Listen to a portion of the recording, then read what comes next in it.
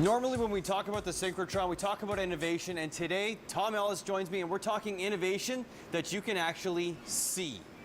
And we're using plants to do it. Tell me a little bit about what's on the menu today, Tom. Well, Kevin, today I thought we'd do something a bit different. We're going to focus on one type of research that's done at the Canadian Light Source, and it involves plants. I'm holding some canola plants here.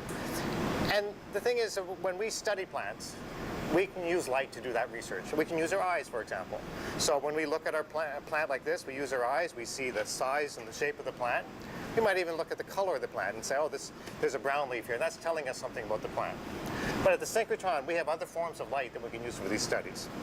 We have infrared light and X-rays, and some of those beams we can use to study the molecular structure of the plant. You really get detailed information about how the plants are made up, what are the composition of the plants.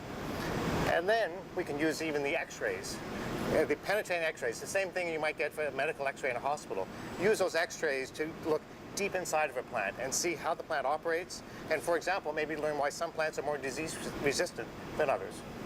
So basically you're getting a cross-section of the plant without actually having to kill it. That's a really good question. I think we should go down and visit Dr. Chithra Karunakaran. I'm now down here by the beamline with Dr. Karunakaran. Now, Dr. Karunakaran, you've been using these beamlines to study plant life. Why is this a little bit better for the plants? So when we go to the hospital X-ray systems are very good to look at high density materials like bones, but they are not good for soft tissues, and especially they are not very good for plants. Here we are using synchrotron X-rays to look at the internal structures of plants. And what are you hoping to achieve by researching the internal structures of plants in this fashion?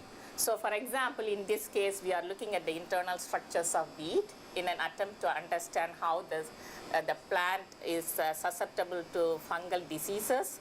So in some disease-susceptible plants, the fungus can spread easily through the plant, whereas in the resistant varieties, it cannot spread very easily.